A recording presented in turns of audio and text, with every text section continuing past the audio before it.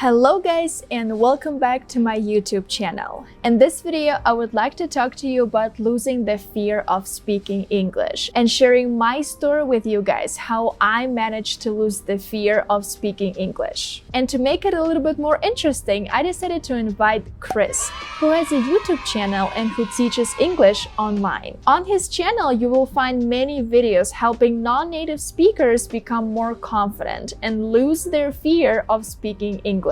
I think the reason why I'm especially excited to make this video with Chris is because he believes that making mistakes is fine. No one is perfect, and we're all learning together and helping each other build a better world. So let's listen to Chris's story of learning a foreign language. He's a native English speaker. He's American, and he will be talking about his experience of learning Russian. And my native language is Russian, and I am learning English. So that's why this collaboration had to happen. I'll be pausing his video from time to time to share with you guys my thoughts and give you even more tips. Hey everybody on YouTube, and hello to Veronika. Thank you so much for allowing me to share my story with everyone on your channel. And first of all, I want to say thank you for making your channel, because I think you're really helping people and showing people that you can speak English and you don't have to be afraid to speak. And you know, a lot of people think that only people who are learning English are afraid to speak or something like that. And that's not true, you know? Even English speakers are afraid to speak. Sometimes English speakers are afraid to speak English, right? Because it's about confidence and it's about believing that you know what you're talking about. So when a person doesn't feel confident about the topic that they're speaking about, then they might feel nervous and it might not be so easy for them to speak. They might have fear. So you're not the only one, and it's not just people who are learning a language who have a fear of speaking. But today I want to share my personal story of my own fears. I feel like it's really good to share your fears with other people. It allows you to put a name on them, to put specific words to the feelings that you have. And that allows you to say exactly what it is, to process it mentally, and then to overcome those fears. And that's really important when you're learning a foreign language, and I've gone through that a few times, so I'm gonna share that with you right now. So as you can see, the first thing Chris is talking about is being honest about what you're most afraid of. For some people, it might be judgment. For others, it might be making mistakes. And for me, guys, believe it or not, I was always so scared that people will judge my accent. And when I talk people, I especially mean native speakers.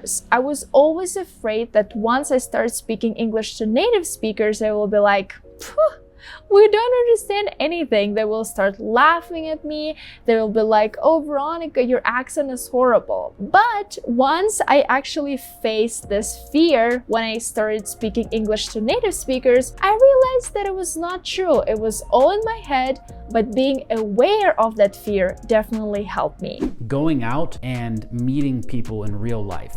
Now, that's not an option for a lot of you out there. I mean, some of you maybe have moved to an English-speaking country or a country where people speak a different language, but a lot of people also speak English. So maybe you do have the opportunity to go out and meet people in real life who you can practice with. Now, another way that you can meet people in real life is going to speaking clubs, international meetings, and things like that, where there's a lot of other people who are interested in practicing their spoken English. And that's actually not as hard to find as you might think, but you have to be open to meeting new people and to having conversations with those people and opening yourself up to other people. Because if you're very closed and you never talk about yourself and you don't share information about yourself, it's going to be really hard to make a connection with anyone who you meet. It doesn't matter what language you're speaking. The second thing he's sharing is about venturing out there and meeting new people. I understand, guys, that not for everyone it's possible, but believe me, it is possible, because I grew up in a very small Russian town and I didn't have a lot of opportunities to speak English to other people, but I still found them, because the most important thing is having the will. You know this expression in English, if there is a will, there's a way. So it applies to English as well. Even if you're from a small town, we have the internet nowadays. And that's what I did. I used YouTube to improve my English. Something that really helped me was putting myself in uncomfortable situations. You have to do uncomfortable things if you want to have new experiences. So I had to kind of reprogram my brain and train myself to enjoy being uncomfortable. And that probably sounds really strange, but learning to enjoy uncomfortable situations is part of overcoming the fear of speaking. Because when you feel uncomfortable, it means that you're doing something that you haven't done before, and that's how you grow. If you always do things that you're comfortable with, it means that you're always doing the same things. Everyone feels uncomfortable when they do something new. Maybe you feel a little excited, but everyone has a little fear when they do something new and unknown, or when you go to a new unknown place.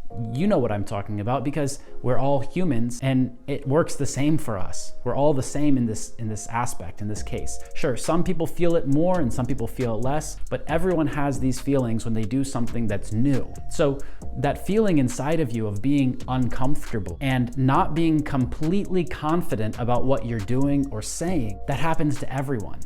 And it's actually a necessary step in your journey to becoming more fluent in any language.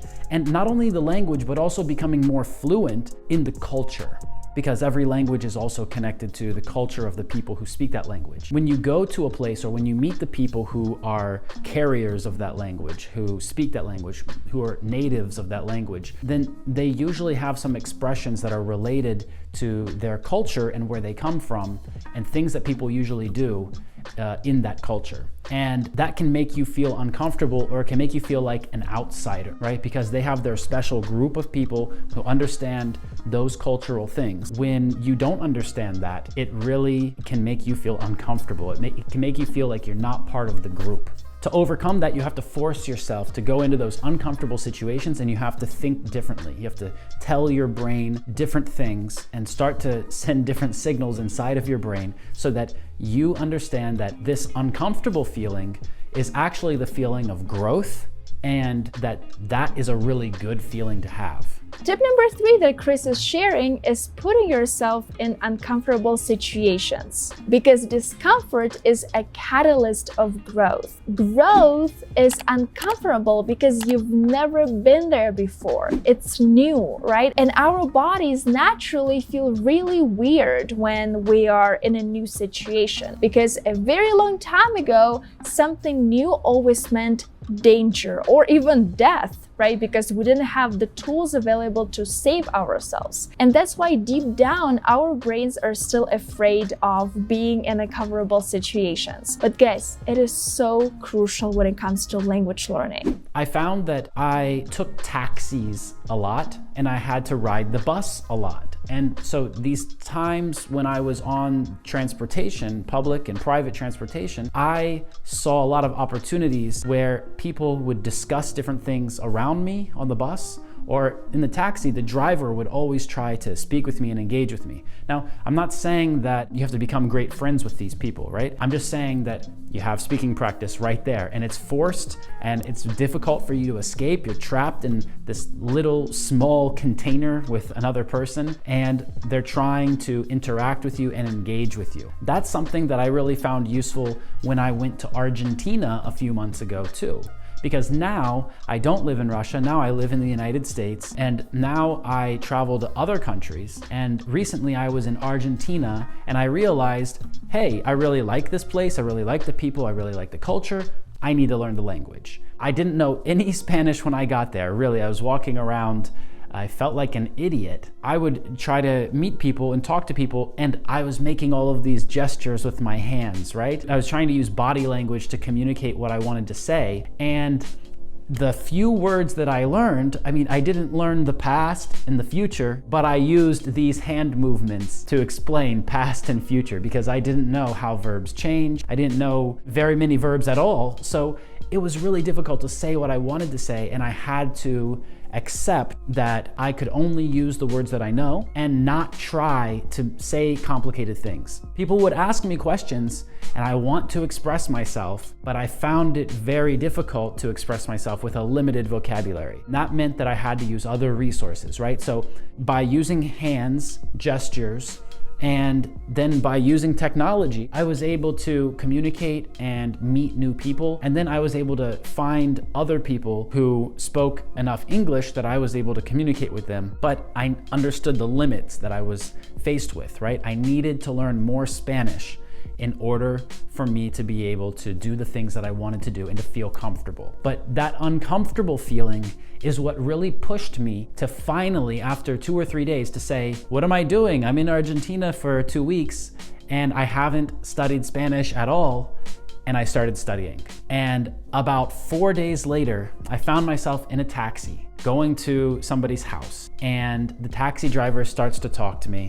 The taxi driver doesn't speak any English, and I have to respond to him. And so I started using all the words that I knew. I think I exhausted my entire vocabulary during that taxi drive, but I felt so happy afterwards. I felt like I had achieved something so great at the end of the ride. I got out of the taxi, went up to my apartment that I was renting, and laid in bed and kept studying Spanish, and I felt so good because I had activated a lot of the knowledge that I had passively learned before. Tip number 4 that Chris is sharing with us is using all the resources available to you. If you know a friend who is a native speaker, try to talk to them in English. If you like watching movies, watch them in English. If you like listening to music, listen to music in English. So you see what I mean. Nowadays, we have so many different resources, and the way to improve your English is to use as many as you can. And that is really why you have to overcome the fear of speaking. Because if you allow that fear to just trap you in your zone of comfort, you'll never grow, or you'll grow very, very slowly.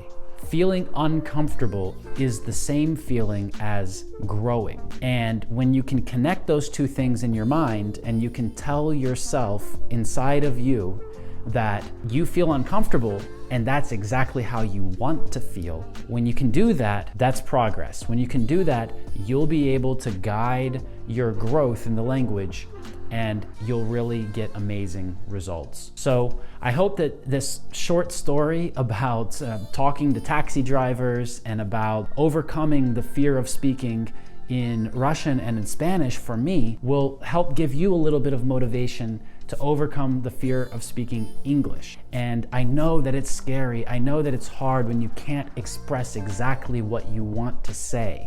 But really, if you're watching this video right now, you understand enough of what I'm saying. And that means that you know enough vocabulary where you can already express so many things. You don't have to know every word in order for you to speak. Speaking isn't about being correct. Speaking is about communication, and speaking is about understanding each other. So I hope that you understand what I've just said, and I want to thank you so much for watching this video, for letting me tell my story. And now I'm going to send it back to Veronika. Veronika, you can take it from here. Bye, everybody.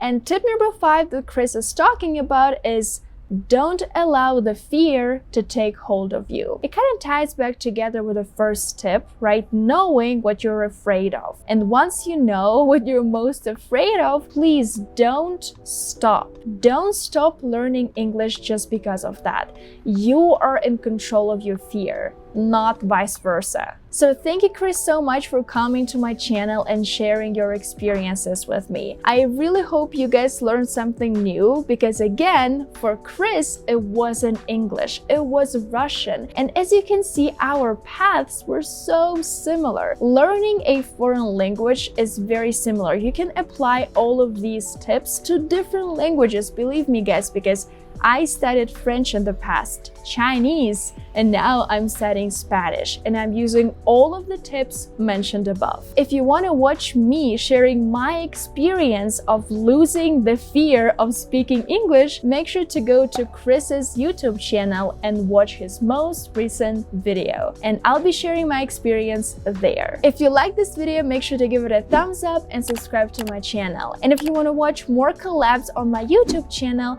make sure to click right here. Here's the playlist with all of the videos that I filmed with other people, and the interviews there are amazing, guys. And I'll see you in my next video. Bye!